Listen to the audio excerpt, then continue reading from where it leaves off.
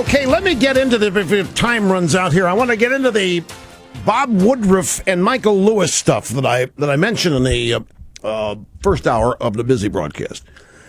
Bob Woodward has a new book out with detailed access to Obama.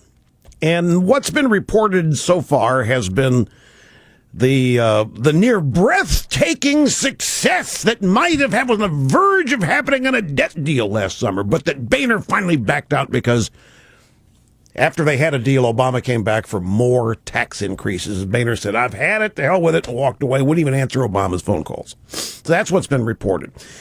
But there's more. Here's a quote from Woodward. With the president taking charge, though, Obama found that he had little history with members of Congress to draw on.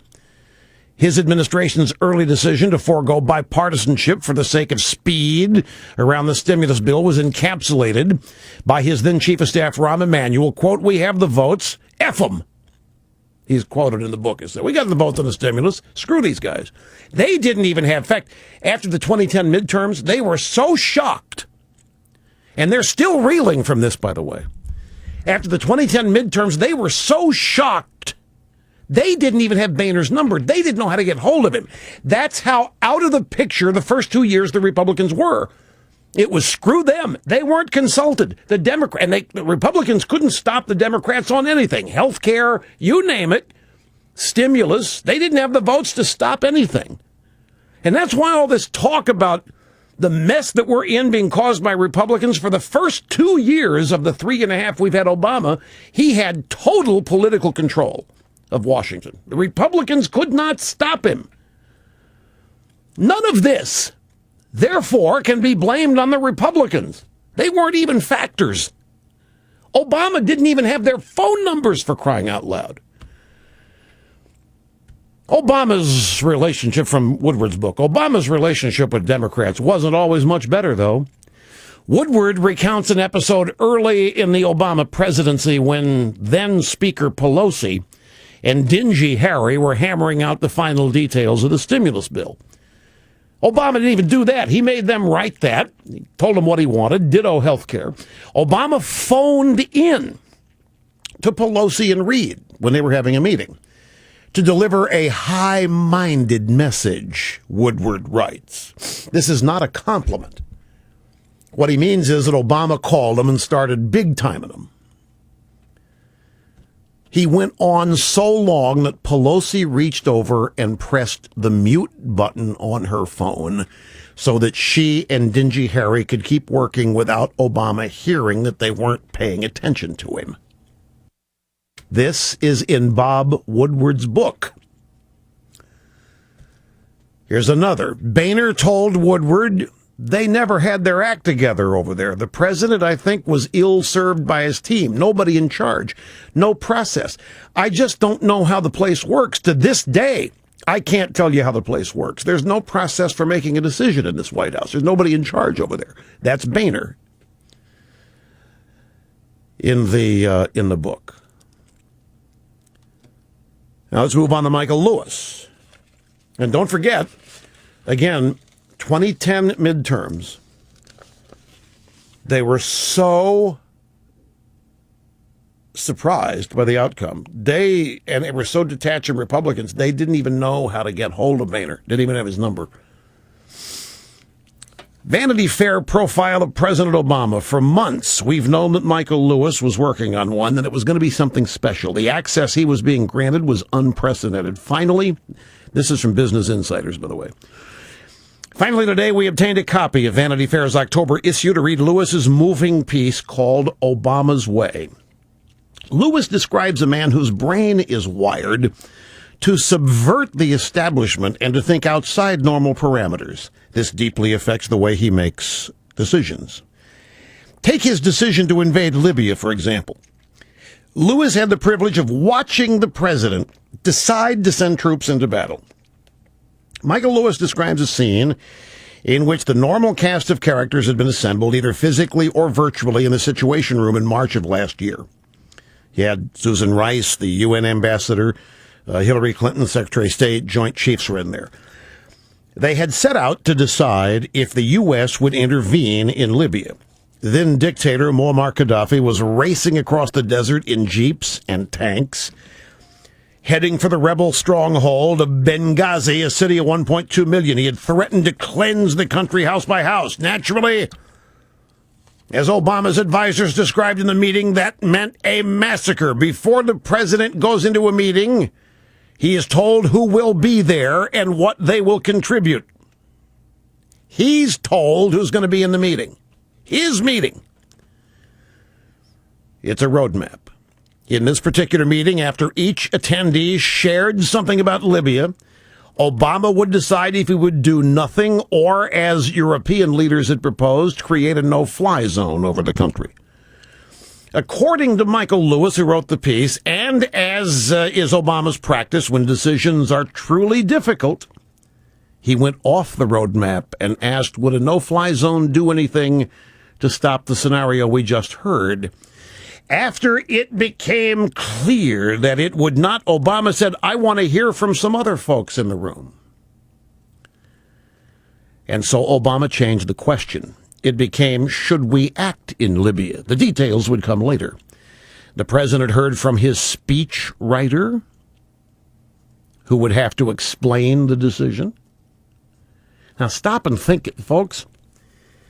Here we're in a meeting, the highest levels, to decide what to do about Libya, and we go to the speechwriter who is going to have to explain Obama's decision. Yet we've got quotes in the Woodward book from Obama saying he's smarter than his speech. No, wait, maybe not the Woodward book. I just read it early this week, maybe today. Last night. Anyway, it's Obama. He's smarter than his speechwriters. He's smarter than his political director. He's smarter. He's quoted as saying these things. My point is, you bring the speechwriter in after you've decided what you're going to do, and you tell the speechwriter what you're going to say. You don't have the speechwriter in there giving an opinion on invading Libya because he's going to have to explain it. Speechwriter is not president.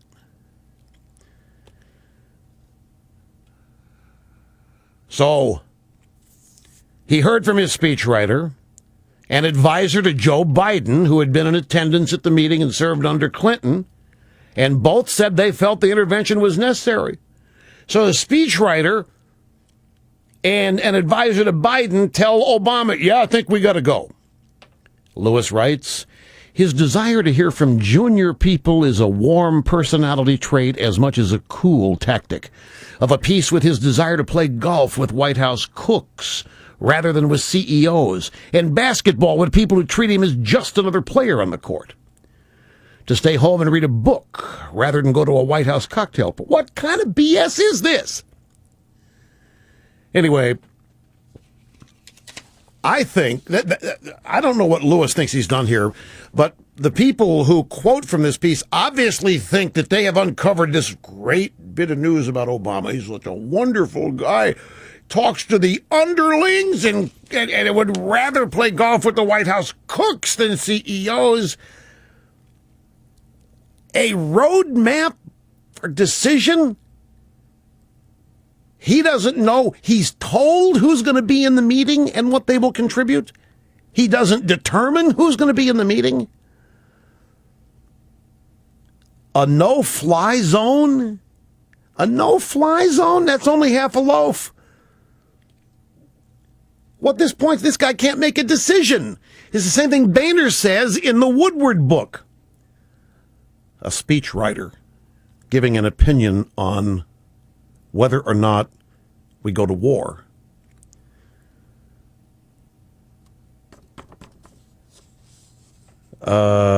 Looks like take your car to the car wash and ask that guy if you need a lube job. What will European leaders now think of the guy who was going to call their bluffs? European leaders now, they're going to read this piece and they're going to think, my God, all we got to do is get to the speechwriter. Or some lackey for Biden.